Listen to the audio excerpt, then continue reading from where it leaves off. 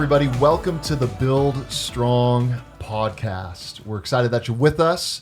My name is Tyler Sollie, and I have my wife, Amber, with me today. That's right. Glad to be here. Yeah, and then we also have some of our friends, Paul LaRose and Josh Sperry from Olive Crest. Yep. Today, we're going to be talking about the need in our own backyard. And, you know, just as we launch into this conversation, I want to remind you that this podcast comes out the second Tuesday of every month, give or take. No guarantees, but it should be there.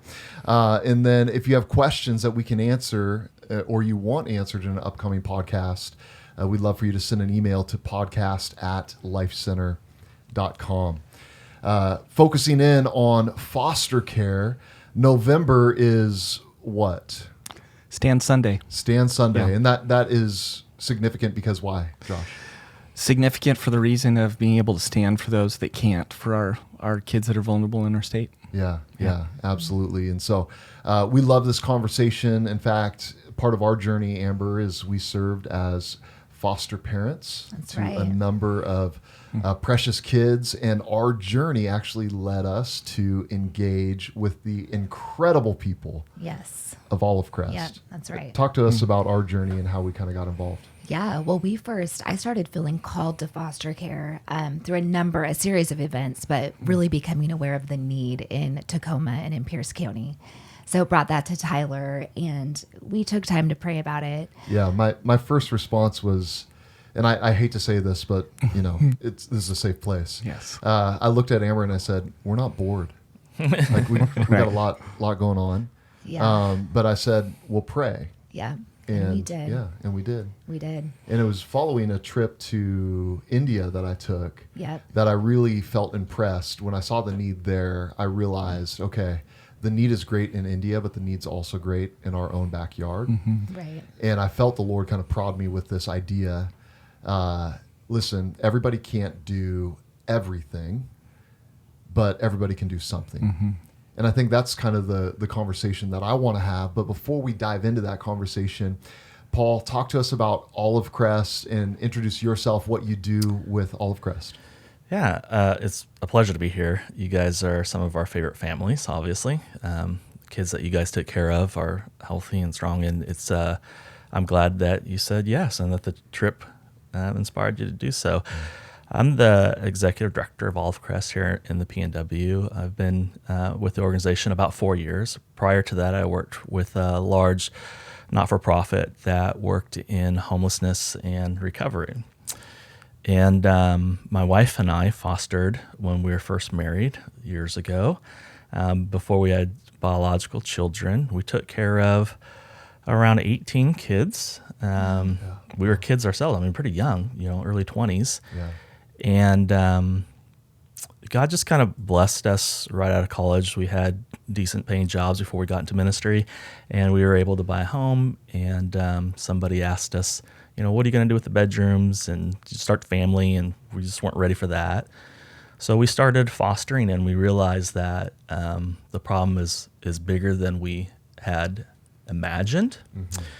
And the training was very eye-opening, very educational. And I remember a little over 4 years ago working at that not-for-profit in homelessness and just starting to realize that around 40% of our homeless adult population were kids that aged out of foster care. Wow.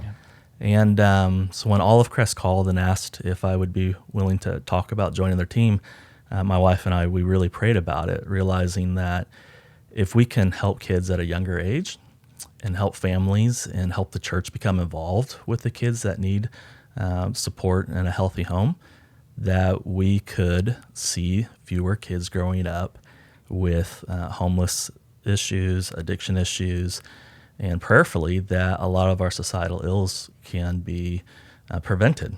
Yeah. So it's been a fun journey. Yeah. I really do enjoy the organization.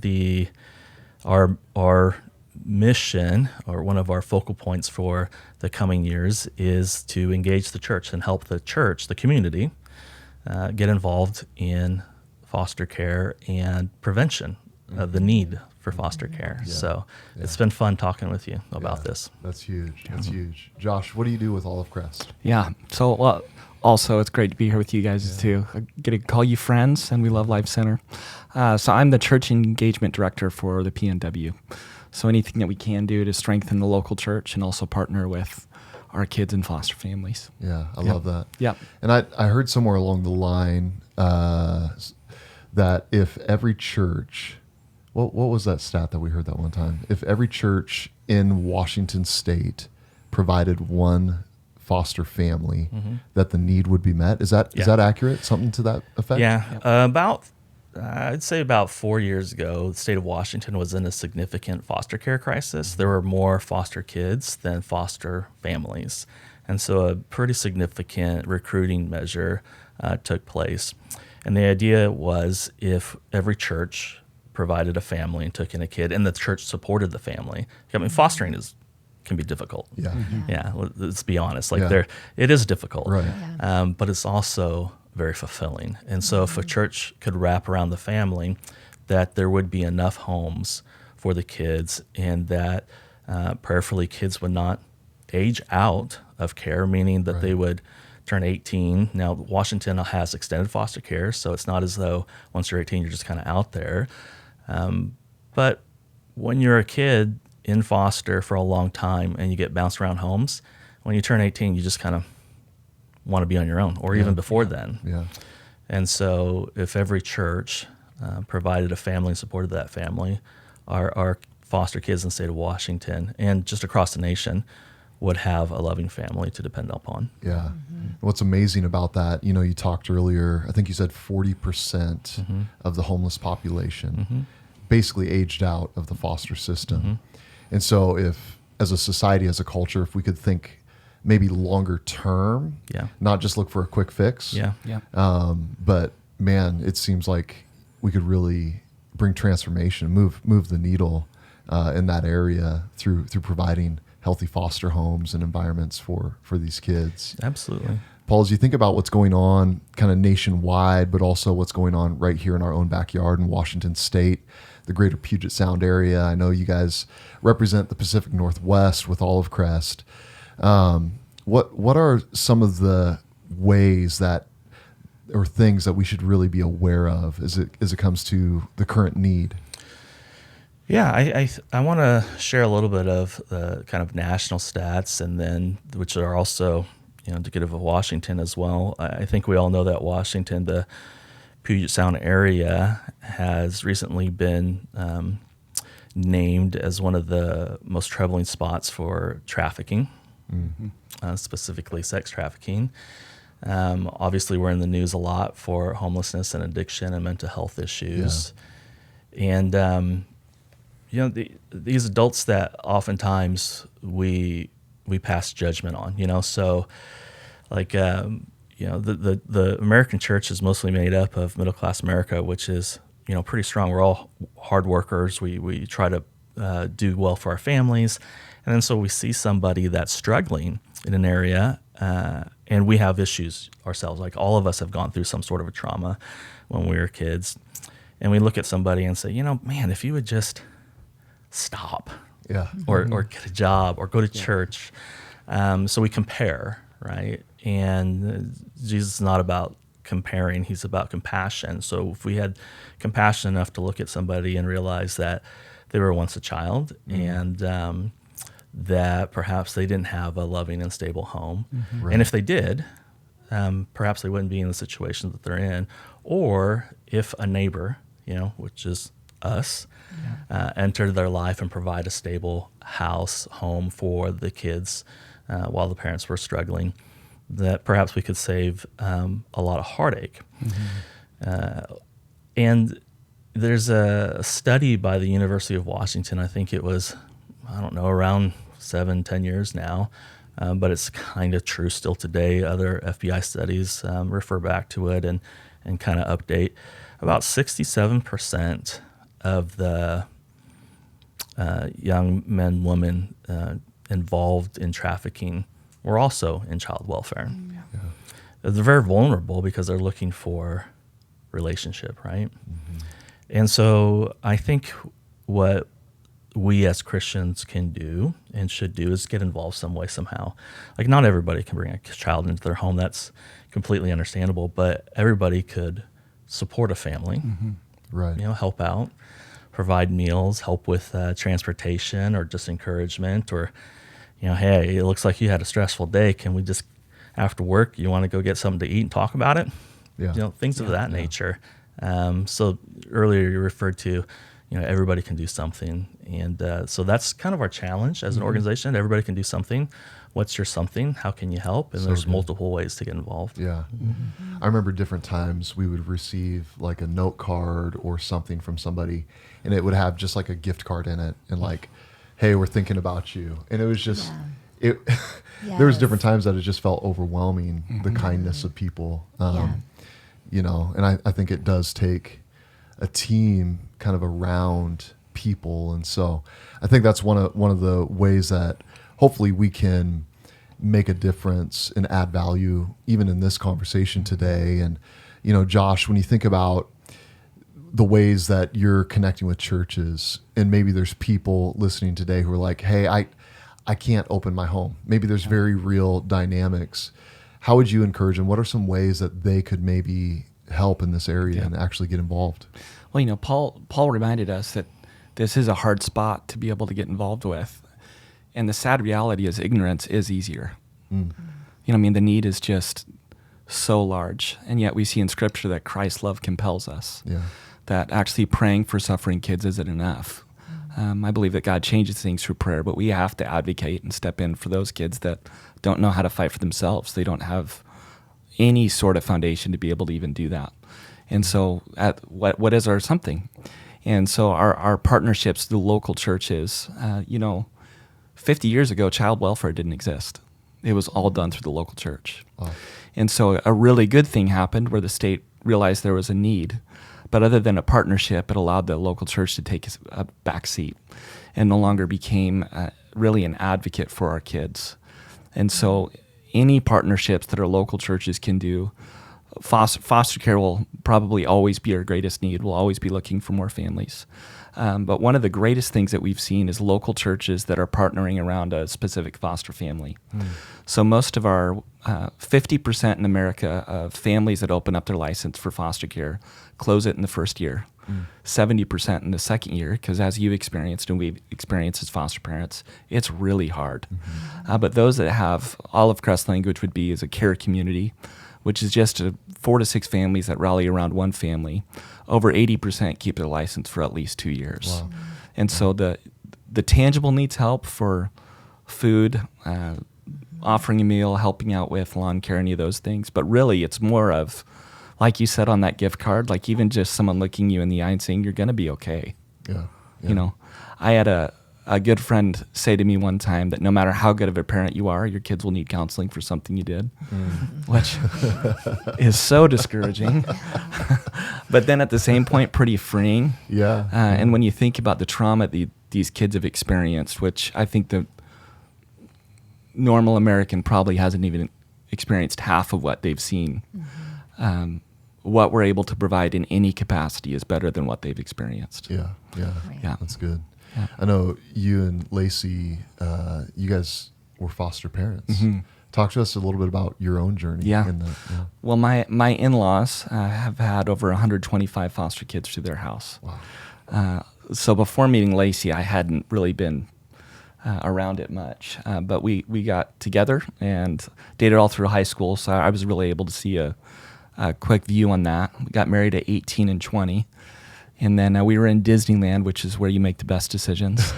And one of my mother-in-law's foster kid, we just slowly had fallen in love with. And so we decided to adopt him. So at 21, we brought our first kid into our home. So we adopted him through the state. And then we have 2 of our own biological kids, but also adopted our 4th child. And her birth mom was one of my youth students when I was a youth pastor. Was going to abort the baby. The day before she woke up, felt like God had told her you can't go through with it. But she knew she couldn't raise this child. And so she did the most courageous thing that she could do and had a child she knew that she wouldn't raise. And so my Wife Lacey was at every doctor's appointment, was there for delivery, and we still have a great relationship with her and her parents. So 2 of our 4 are adopted. Yeah. Yeah. Yeah. Wow. Amazing. I know one of the questions people would ask Amber and myself different times is, as you guys step into this, how are you going to guard your heart if the kids aren't with you long term? Mm-hmm. Do you remember how often that question would be asked? All the time. Yeah. Yeah. The most common thing people say, I think, is I would do it, but I would get too attached. And that it's understandable. We get that, Yeah. but we learn through that the only way Yeah. to love well is to love with your whole heart That's right. and not guard your heart. Yeah. So Yeah. And to that point, I think fear can often hold us back from, what our faith actually wants to compel us to do. Mm-hmm. And those questions are real. I think you have to consider that. But I think we learned along the way, like, you can't authentically love part way. Mm-hmm. It's just not real. And Yeah. to that point, I remember when one of our foster children was reunified, like, beautiful moment. That's what you pray for, Yeah. right? We were sitting out on our deck. It was a summer evening, and all of a sudden it got really quiet. And I looked over, and one of our children, one of our bio kids, big tears just rolling down his face. And I said, "Buddy, what's wrong?" And he said, I miss them. And it became such a beautiful moment to communicate the gospel, not from a stage, not through a sermon, but, it was a moment where Amber and I, we looked at it and we were like, listen, the reason why it hurts like that is because you really loved. Yeah. So well done. That's what Yeah. Jesus did for us, and we get to live that out in the lives of, who God is entrusting to our care, whether that's a few weeks, a few months, a few years. And that journey along the way is, you can't really guard your heart because you're called to give it. Yeah. And you can't give what you guard, So I think being willing to enjoy that. And I know people would ask us a lot of times, well, if they're reunified, why would you celebrate that? But that really is the goal, isn't it, Paul? It absolutely is. I'm glad you brought that up because, as a Christian, as a believer, redemption is part of my story, is part of your story. And the idea that we can play a significant part in the life of a family so that reunification can occur. It is a redemptive story. A child's been removed from a home because the home was seen as unsafe or unprepared and incapable of taking care of a child, and for whatever reasons, right? Multitude of reasons. Yeah. And that reunification is a celebration because that family, that parent, that biological family is now safe. They've learned, they've grown, they've adapted themselves, and a child can be placed in that home safely. That is a beautiful redemptive story that we can play a part in. I remember when Farrah and I were getting involved in foster care, and a lot of people ask the same question. I can't imagine like a kid coming into your home and you love them and they're just taken away. It's not like that. You can tell the story that way, or you can tell the story of, I was blessed and privileged Right. to be able to take care of a kid and help them find balance, help them with if they needed counseling, help them with processing what had happened and what is happening with them, and stabilize them enough so that when they do go home, they're not angry and mad and trying to disrupt the family again. Right. Not that they want to disrupt the family, but kids do weird stuff when they're angry, right? Mm-hmm. We all do weird stuff when we're angry. And so the idea that we can help a kid while the parent is trying to get help for themselves and see that is just a beautiful ending, I think. Yeah. Now the reality is that sometimes it doesn't work and the kid comes back into care. Right. But how many times do we think, like, I'm going to do better this year, I'm going to be great, and then we find ourselves also going back to Jesus and saying, hey, I need some more help. I messed up again. Yeah. And yeah. so That's so good. that pain is also beautiful. Yeah. I remember one particular kid he was going to be reunified with his mom. His mom was a former foster child. I mean, she didn't know how to keep a job. She didn't really know how to wash clothes, honestly. We met her because for whatever reason, the social worker asked us if we would supervise this visit. So we have the kid who's 6 and the mom who is struggling, and she is just really young, you can tell, and very naive, but loves her child, and got caught up in drugs, honestly. She had a lot of trauma in her life, and so as she became healthier, I remember a Sunday lunch that we had at the house, the kids said, "Hey, I'm so excited about going home." And we were excited too because Mom was healthy, right? She did a lot of work. And he said, "But you know what? It'd be great if she could just live here too for a little while because we're kind of like a family now." And he says, "Do you think that can happen?" And I was like, "I don't think that can happen, but we'll be in touch." And we stayed in touch for a while because she had seen us multiple times that we were taking care of her baby. Beautiful. And also rooting for her. Yeah.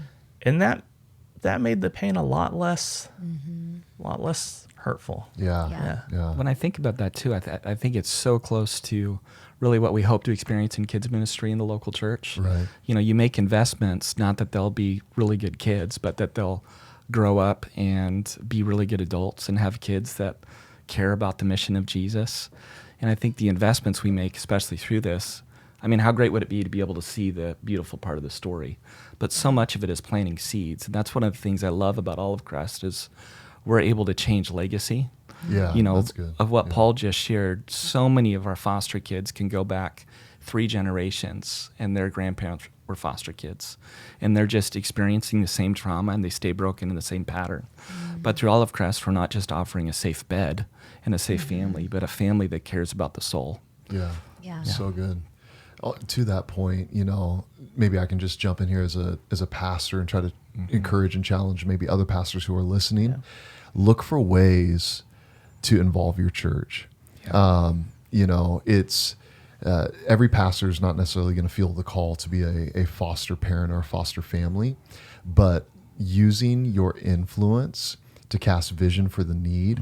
And I mean, there's ways that you could bring Olive Crest in. They'll do trainings. I know you guys have done that with us. A few years ago during Christmas, we had a big production and we provided tickets for foster kids and foster families and did just a simple celebration during the intermission. There's a lot of practical ways that pastors, I would encourage them to think through. And one of the ways is just simply sharing the need in the month of November, right? And so you called it Stand Sunday? Yeah. Yeah. Yep. And so again, that's what day in November? It's is it the third? Second Sunday in November. I was going to say the third Sunday. It's the second Sunday in November. And it can be any Sunday, honestly. Yeah. So Stand Sunday is kind of a national effort created by another organization, and the opportunity is just to create awareness. So we try to stack them all in November because we can kind of report that this church is involved, this church is involved, and it's really exciting.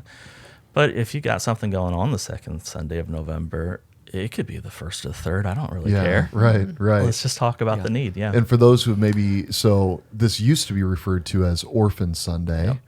So maybe some of the listeners are more familiar with that. But Stand Sunday is, I think, a better way of framing it.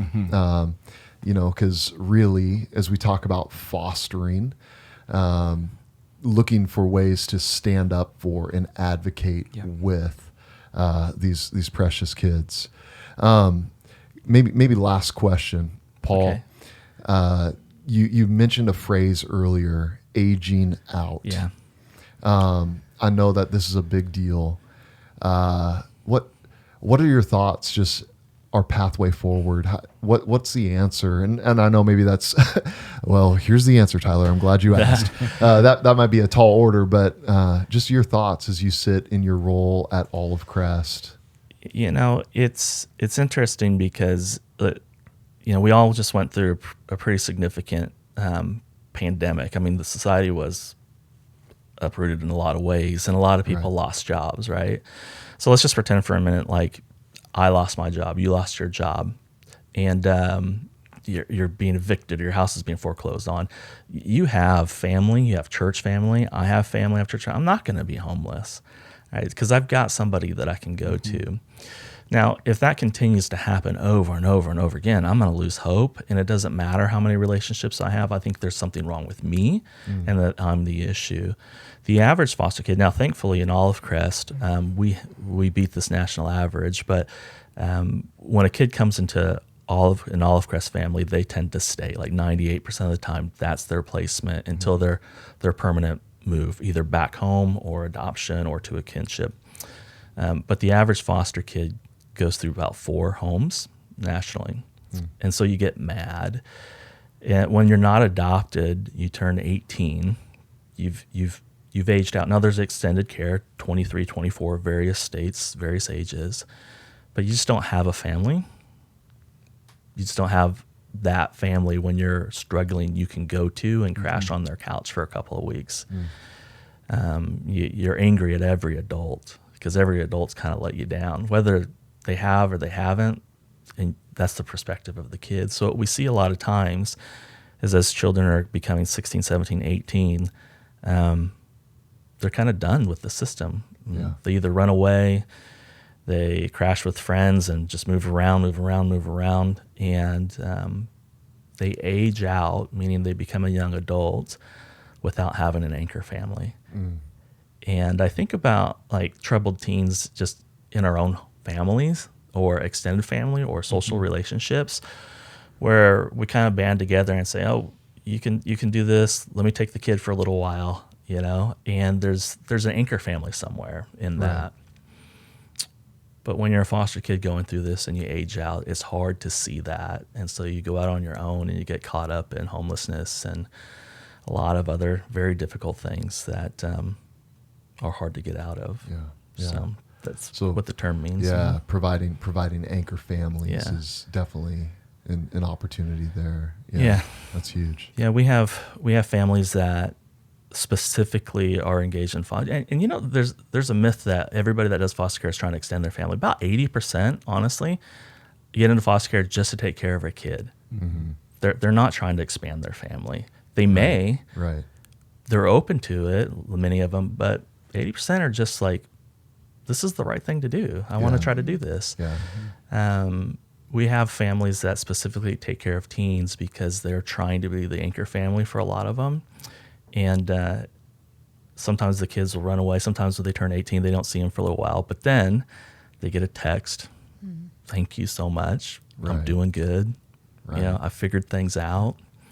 My wife and I got invited to a wedding. One of our kids grew up and found a really nice girl, and they got married, and we were invited there. And I'll tell you, there was a lot of tears involved and a lot of happy tears. Obviously, we meant something to him. And so I think the most vulnerable of foster kids are those that are over the age of 6, because it may be unlikely that they get adopted or returned home. And we need families that just say, I'll take care of you. I'll take care of you until you find your next place or for as long as you need. I love it. One thing we haven't talked about yet, and I know that I said that was last question. This is bonus content right here. There's a thing called respite care. Josh, what is that? And because I know we served as respite for people, but then also I think we were taking a trip somewhere and somebody provided respite for us. So talk to us about that, because that might be somebody saying, well, I could open my home. I just don't know if I could do it on like a long term. Sure. And so what is respite? Yeah. Well, for Olive Crest, there's actually 2 tracks within that. Talk to us about that. You ready? Yeah. The traditional respite care, as a foster parent, that was so helpful for us too. And it's a great way for a family to dip their toe in the water, where it's typically within usually under 72 hours, but they're taking in a child from a foster family for a very short amount of time. They get licensed almost the exact same way as a foster family. So often, a lot of our local churches that are advocating for this start with respite families that eventually become foster families. It's a great way to start that. A second area that we've seen a lot of traction at Olive Crest is our host families, which host families is all preventative care.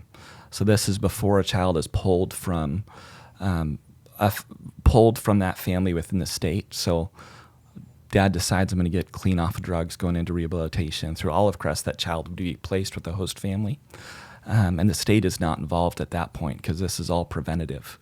We got a call on the peninsula a few months ago from a dad got in a critical car accident, had a 2-year-old daughter, no family close by. So we were able to watch this 2-year-old for 5 days while dad got healthy. Wow. So, the needs are all over the place, but the longest stay is 90 days, but typically it's 48 hours. Yeah. And so it's another just great way to advocate for kids before they're pulled, but also just dip your toe in the water of foster adoptive care. Yeah. There's also a growing need for, we're seeing like grandparents, more and more grandparents taking care of their grandkids. Right. And that's not something that has to do with the state, but it's tiring taking care of little ones. And so a host family can do that too. And I'm sure in every church, somebody's taking care of somebody's kid, whether it be through foster or just through relationship or through our host family program, and providing that respite for grandma and grandpa so they can, do their things that they need to do to recover. It's a glorious help to them so they can continue to serve their family in that way. I love it. Nobody can do everything, but everybody can do something. So with that in mind, if people wanted to find out more about Olive Crest, how they can partner with what you guys are doing in foster care, or if they even have interest in exploring what it would look like to become a foster family, what could they do? What are some of their next steps, guys? Yeah. Well, they could visit our website, of course, olivecrest.org, or they can email Josh if they're involved in the church and the church wants to find out how more they can be involved. They can call us. You can call me, certainly. They can call you. But visiting the website is a good first step. There's ways to get involved outside of Olive Crest. They can become a CASA worker at CASA. You can look that up. It's a huge need. We need more people involved in that program as well. And that stands for Court Appointed. Yeah, Social Advocate. Social Advocate, CASA. Yeah, love it. Yeah, I would encourage you, swing by olivecrest.org. You can donate. You can get involved. In addition to that, we'll make sure that both the website and your guys' emails are in the show notes. As we said earlier, if you have questions about anything you heard on today's podcast, make sure you send us an email at podcast@lifecenter.org. And for those of you who are listening today, I would encourage you to take a moment, rate the podcast, leave a review on Apple Podcast or wherever you're listening from today. If you are on social media, you can find myself and Amber on Instagram at Tyler Sollie, at Amber Sollie. Sometimes active, sometimes not very active, but we have social media if you want to follow us there. But hey, thanks for being with us today, Paul and Josh. Thank you guys for the work that you're doing with Olive Crest. And we've experienced firsthand the blessing that your guys' organization is. Yeah. And so we just want to encourage you. Thank you for the work you're doing. It's making an incredible difference, and we're cheering you on. And thanks for listening today to the Build Strong podcast. We'll see you next month. Thanks.